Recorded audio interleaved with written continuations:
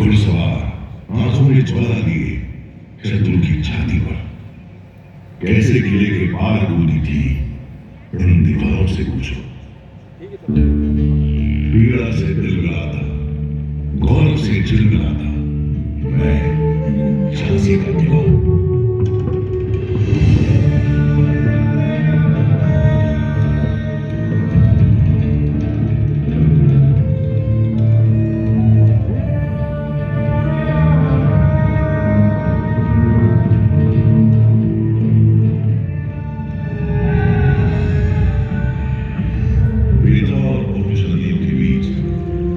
बुंदेलखंड के पश्चिम में बसा है झांसी शहर और झांसी शहर के केंद्र अपनी ऊंची ऊंची प्राचीरों के साथ कई सदियों से खड़ा हुआ है झांसी का किला।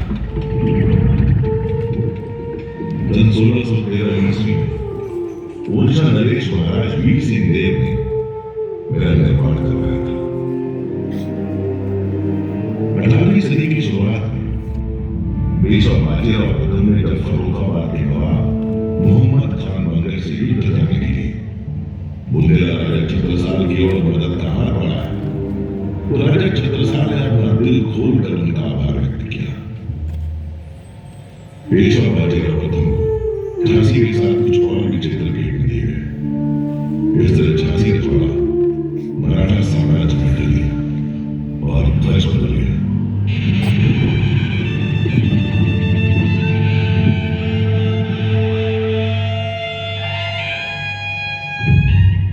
सदी की समाप्ति के बाद झांसी की सूबेदारी का जिम्मा नेवालकर पर सौंपा गया। इसी वंश ने भारत के मुकुट में वह अनमोल हीरा चढ़ा जिसकी अद्वितीय चमक पर भारतीय इतिहास गर्व करता है। नेवालकर वंश वह वंश था जिसकी कहानी का सबसे महत्वपूर्ण अध्याय बनी झांसी की रानी लक्ष्मीबाई, भारत के प्रथम स्वतंत्रता संग्राम की नायक। मोरपंत तांबे एक प्रतिष्ठित ब्राह्मण थे। उनकी पत्नी भागीरथी ने एक कन्या को जन्म दिया। पिता ने नाम रखा मणिकर्णिका। सबकी चहेती मणिकर्णिका को मां प्यार से मनु कहकर बुलाती थी और पेशवा बाजीराव द्वितीय छबीली कहकर पुकारते थे। चंद्रा जी की मृत्यु उपरांत मोरोपंत तांबे जी काशी से बिठूर आ गए थे जहां वे पेशवा बाजीराव द्वितीय के लिए काम करते थे। नटखट मासूम मणिकर्णिका सबकी चहेती थी, लेकिन कमाल है वह नहीं खेलती थी लट्टू या गिट्टी से। उसे तो लगाव था काशी की संस्कृति और मिट्टी से। उसे प्रेम नहीं था एकांत की अटारी से। वह तो मैदान में खेलती थी बर्छी, ढाल, कृपाण और कटारी से। ज्ञान लेने के लिए नहीं जाती थी इस तक या उस तक। उसकी शिक्षाएं थी उस तक। किसे पता था इस छबीली मनों का रिश्ता झांसी से जुड़ने वाला है। झांसी के गणेश मंदिर में 19 मई 1842 के शुभ दिन पर नेवालकर के महाराज गंगाधर राव से उनका विवाह हुआ और मेरे आंगन में जब उनका प्रवेश हुआ तो लगा मानो साक्षात लक्ष्मी का आगमन हुआ है। काशी की मणिकर्णिका को झांसी ने नया नाम दिया, लक्ष्मीबाई। अपने नए नाम लक्ष्मीबाई के साथ वह झांसी के लिए लक्ष्मी बनकर आई थी। राज्य में वैभव लाई थी। विवाह के हर्षोल्लास के बीच ईस्ट इंडिया कंपनी की हुकूमत ने महाराज गंगाधर राव को आधिकारिक तौर पर झांसी का राजा स्वीकार किया। उन्हें सभी प्रशासनिक अधिकार प्रदान कर दिए गए। ऐसा करने से झांसी के राजा और प्रजा दोनों को लाभ हुआ। राज्य की आमदनी में बढ़ोतरी हुई। महाराज गंगाधर राव को कड़क बिजली और भवानी शंकर के दुर्गों से सलामी दी।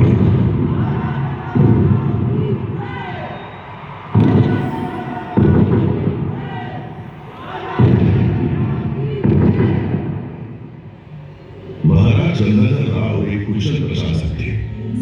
काफी उदार और कला प्रेमी थे। उनकी नाट्यशाला में साहित्य, संगीत, नृत्य, नाटक की रसविषय होती रहती थी।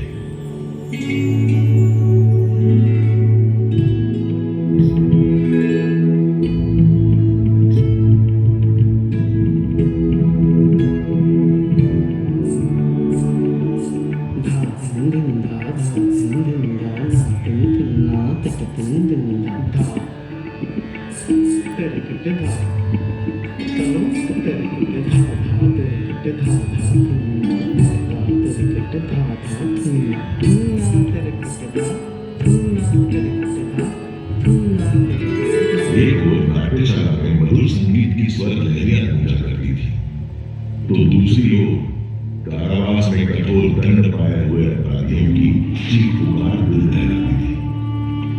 झांसी की न्याय प्रणाली कुछ ऐसी थी कि छोटे मोटे अपराधियों को भी फांसी की सजा सुना दी जाती थी, और जिस जगह आप लोग बैठे हुए हैं ठीक यही वो फांसी पर था।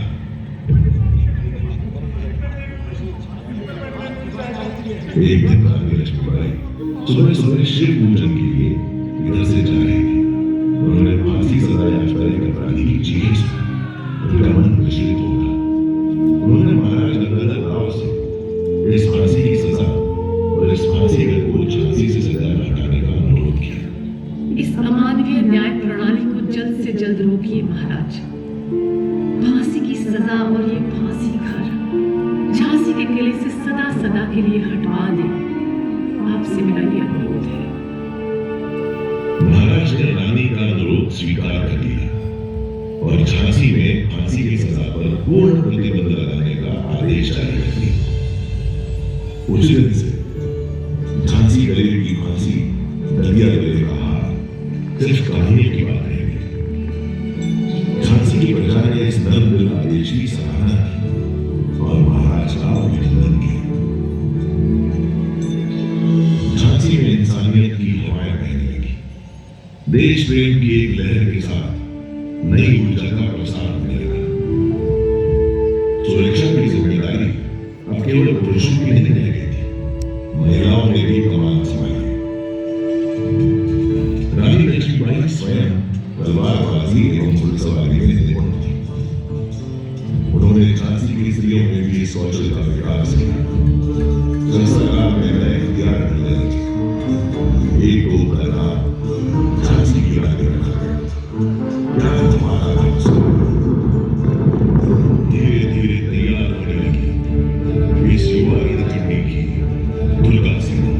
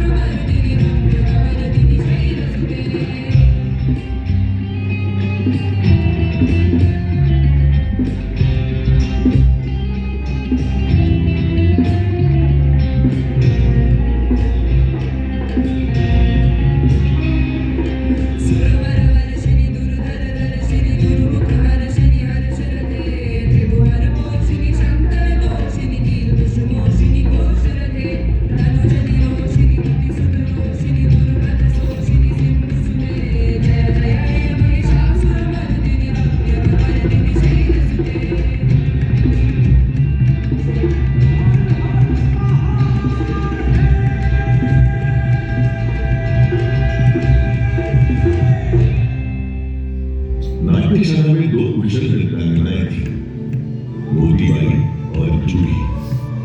मैंने स्वयं देखा कि कैसे नृत्य का अभ्यास छोड़कर वे रणभूमि में तलवारबाजी और घुड़सवारी के गुर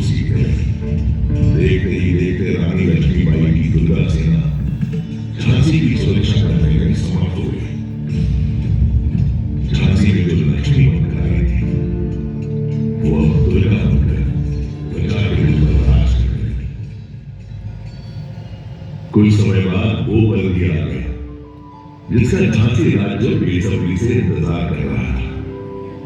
रानी लक्ष्मीबाई की गोद भर गई। झांसी राज्य को उसका उत्तराधिकारी मिल गया। महाराज गंगाधर के आंगन में थालियां बजी। पूरा झांसी राज्य खुशियों से सराबोर हो उठा। झांसी के इस उत्सव को न जाने किसकी नजर लग गई। खुशियों की शहनाइयों से अचानक मातम के स्वर टूटने लगे। मात्र 3 माह की बेकारी को क्रूर काल निकल गया। रानी की गोद जल गई। इस घटना से महाराज गंगाधर को गहरा समा लगा। उनका स्वास्थ्य बिगड़ने लगा। उन्हें लाइलाज रोने के लिए महाराज को झांसी के भविष्य की चिंता सताई जा रही थी। झांसी के राज सिंहासन को वारिस हो सके, इस उद्देश्य से उन्होंने अपने ही वंश के एक बालक को गोद दी। महाराज गंगाधर और रानी लक्ष्मीबाई ने इस दत्तक पुत्र का नाम रखा दामोदर राव। अभी झांसी के भविष्य की सुरक्षा दामोदर ही थी कि झांसी के वर्तमान का सूरज भी बुझ गया। असमय निधन हो गया महाराज गंगाधर राव का। रानी लक्ष्मीबाई ने किसी तरह होश संभाला। तब उन्होंने पीड़ा के आंसुओं को पोंछकर एक संरक्षक के रूप में झांसी की बागडोर अपने हाथों में ले ली। इधर रानी लक्ष्मीबाई ने झांसी का शासन संभाला और उधर ईस्ट इंडिया कंपनी के गवर्नर जनरल लॉर्ड डलहौजी ने झांसी को हथियाने के हथकंडे शुरू कर दिए। झांसी में तैनात अपने पॉलिटिकल असिस्टेंट मेजर एलिस के जरिए रानी तक अपना फरमान पहुंचाया। रानी साहिब, सन 1804 में हुई संधि के मुताबिक झांसी भी दूसरे पड़ोसी राज्यों की तरह ईस्ट इंडिया कंपनी के अधीन आता है। अब चूंकि स्वर्गीय महाराज गंगाधर राव की अपनी कोई संतान नहीं है, इसलिए कंपनी उनके गोद लिए हुए पुत्र दामोदर राव को झांसी के उत्तराधिकारी का दर्जा नहीं दे सकती। आपको सूचित किया जाता है कि अब झांसी राज्य पूरी तरह से कंपनी के अधीन रहेगा। इसके एवज में कंपनी रानी लक्ष्मीबाई को उनके निजी खर्च के लिए 5,000 रुपया महीना की पेंशन अदा करने की मंजूरी देती है और साथ ही रानी लक्ष्मीबाई को हुक्म देती है कि वे जल्द से जल्द अपने जरूरी सामान के साथ झांसी का किला खाली कर दें। हम सुना करते थे कि व्यापारियों के भेष में लुटेरे हैं आप लोग। आज आपने इस बात को सिद्ध भी कर दिया। वापस जाकर कह दीजिए अपने गवर्नर जनरल लॉर्ड डलहौजी से हम उनका फरमान अस्वीकार करते हैं। मैं अपने जीते जी अपनी झांसी नहीं दूंगी, नहीं दूंगी। अंग्रेजी फरमान सुनकर रानी लक्ष्मीबाई क्रोध की ज्वाला से दहक उठी। वो जानती थी कि अंग्रेज झांसी को हथिया कर उसे बर्बाद करना चाहते हैं। वो किसी भी कीमत पर किला छोड़ने के लिए तैयार नहीं थी। देशमुख जी ने उन्हें शांति से समझाया। श्रीमंत, मैं आपकी पीड़ा और क्रोध को समझ सकता हूं। देखिए, अभी समय हमारे अनुकूल नहीं है। वर्तमान परिस्थितियों में समझौता करना ही एकमात्र रास्ता है। क्या कह रहे हैं देशमुख जी? आप ऐसा सोच भी कैसे सकते हैं? मैं इन फिरंगियों के आगे झुक जाऊं और अपनी झांसी में सौंप दूं। गलत मत समझिए श्रीमंत। अगर आप शांति से विचार करें तो ये भी हमारी एक कूटनीति होगी।